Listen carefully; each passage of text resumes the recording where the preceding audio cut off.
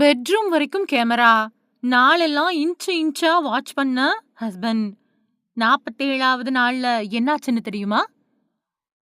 கல்யாணம் முடிஞ்சு 47 நாட்கள்லயே இளம்பெண் ஒருத்தர் தற்கொலை பண்ணிக்கிட்டு இருக்கக்கூடிய சம்பவம் மகாராஷ்டிரா மாநிலத்தையே உலுக்கியிருக்கு. 1000 கனவுகளோட புது வாழ்க்கையில அடியெடுத்து வச்ச அந்த பொண்ணுக்கு எதிர்பாராத பெரும் அதிர்ச்சி மாமியார் வீட்ல காத்துக்கிட்டு இருந்துச்சு. இது தொடர்பான புகார்ல பெண்ணோட கணவர், மாமியார் அப்புறம் கொழுந்தன் இவங்க 3 பேரையும் போலீசார் அதிரடியா கைது பண்ணி ஜெயில்ல அடைச்சிருக்காங்க.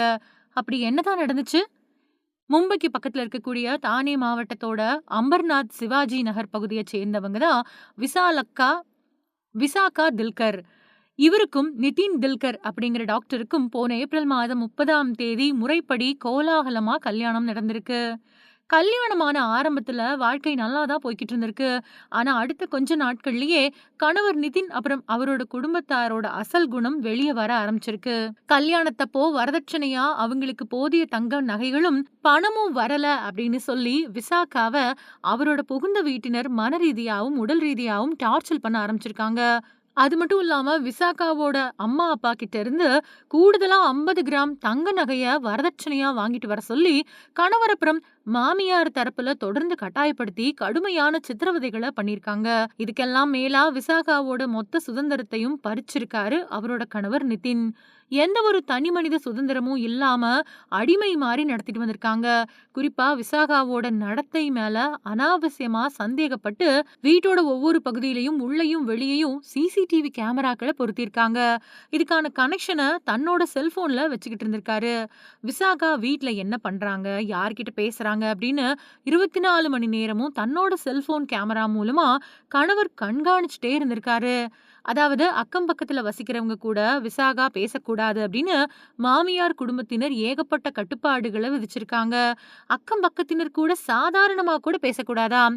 ஒருவேளை மீறி யார்கிட்டயாவது பேசினா சிசிடிவி கேமரா பதிவுகளை பார்த்துட்டு கணவர் நிதின் வீட்டுக்கு வந்து விசாகாவ மிருகத்தனமா அடிச்சு துன்புறுத்துவாராம். இதனால அந்த பொண்ணு தன்னோட சொந்த வீட்டுக்குள்ளேயே ஒரு கைதி மாதிரி வாழ்ந்து வந்திருக்காங்க. சம்பவத்தன்னைக்கு அக்கம் பக்கத்துல இருக்கக்கூடிய பெண் ஒருத்தர்கிட்ட விசாகா பேசினதா தெரியுது.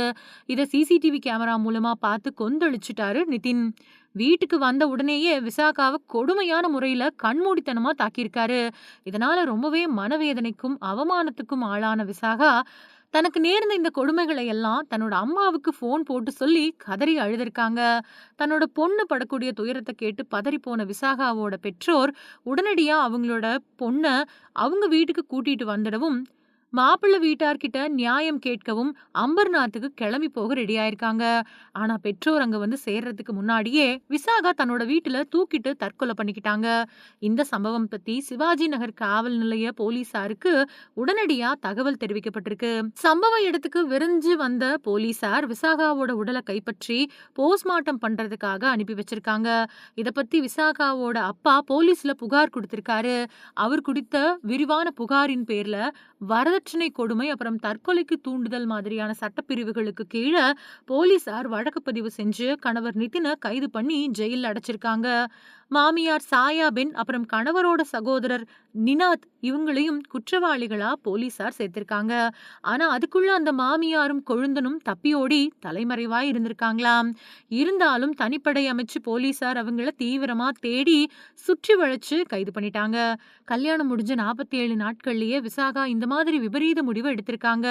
சிசிடிவி கேமரா கண்காணிப்பு அப்புறம் வரதட்சணை கொடுமையால ஒரு இளம் பெண் தற்கொலை பண்ணிக்கிட்ட சம்பவம் அந்த பகுதியில ரொம்ப பெரிய சோகத்தையும் பரபரப்பையும் ஏற்படுத்தியிருக்கு.